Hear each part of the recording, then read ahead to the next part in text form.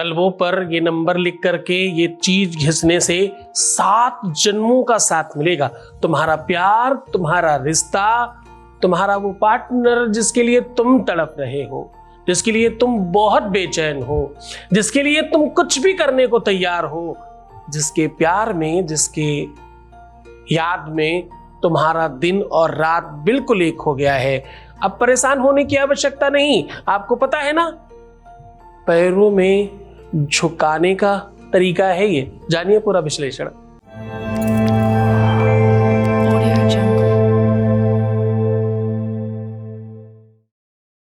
मैं कह रहा हूं कि तलवों पर ये नंबर लिख करके पैरों की बात हो रही है।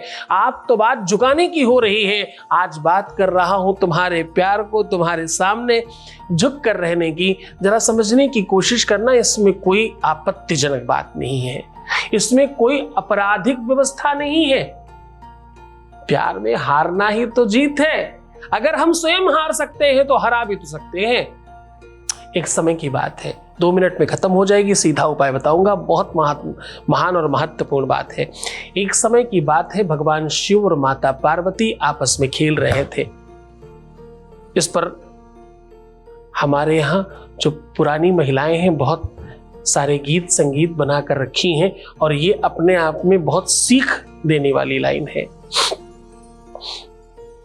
उस युद्ध में बाबा शंकर सब कुछ हार गए। एक बार शिव शंकर गौरा खेले पंसासार, गौरा ने बाजी मारी हार गए त्रिपुरार, गौरा ने बाजी मारी हार गए त्रिपुरार। सब कुछ हार गए, सारी चीजें दांव पर रख दी। आखिरी में पता क्या होता है, बाबा ने गंगा रख दी। फिर क्या हुआ, बाबा को हार में जीत मिल गई। आखिरी में, पहले तो मैया पार्वती कुछ और कहती रही। हर बार क्या कहती, हाथ जोड़ के बोली गौरा स्वामी मानो हार। हाथ जोड़कर हर बार कहती हैं, स्वामी हार मान जाओ ना, हर चीज तो तुम हार गए, अब क्या बचा है तुम्हारे पास में। पर अंतिम लाइन बड़ी सीख की है, हाथ जोड़कर बोली गौरा सुनिए प्रभु हमार, आपस का खेल हमारा हमने मानी हार। तो जब हार और जीत ये दोनों अपने आप में स्वाभाविक परंपरा है, देवताओं में होता रहा है, तो हम कर रहे हैं, क्या ही उसमें अवरोध है। और सत्य मानिए, बड़प्पन हार में ही है। कभी हम हारते हैं तो कभी जीतते हैं, यही तो प्रेम है। प्रेम उस तराजू की तरह है, कभी एक पल रहा ऊपर तो कभी दूसरा पल रहा नीचे, और ये नहीं हो तो तराजू खराब माना जाता है। जीवन का ये तराजू ऐसे ही चलता है। तो आज हर बार हम तुम्हें कहते हैं ना, तुम हार जाओ जीत जाओगे। आज हम कह रहे तुम जीत जाओ तो भी तुम जीत जाओगे। आज तुम्हारे तलवों पर ये नंबर लिखकर ये चीज घिसने मात्र से तुम्हारे जीवन में जीत मिलेगी ही मिलेगी, एकदम संदेह नहीं है। आज पूरी की पूरी गाथा आपके सामने रखी, आपको सीधा उपाय को और लेकर के चल रहा हूं, आपको सीधा उपाय बता रहा हूं। उपाय के पहले आपके बीच का एक अनुभव, आप में से ही किसी ने बहुत कुछ पाया है, वो बता रहे हैं, सुनिए जरा। नमस्ते गुरुजी, मैं आपके आशीर्वाद से बहुत खुश हूँ और थैंक यू सो मच आपको। और मैं चाहती हूँ कि आपका आशीर्वाद हमेशा हमारे साथ रहे, आप हमारे साथ हमेशा ऐसे ही रहे। थैंक यू सो मच गुरुजी, बहुत अच्छा लगता है पहले से भी। Thank you. धन्यवाद आपको।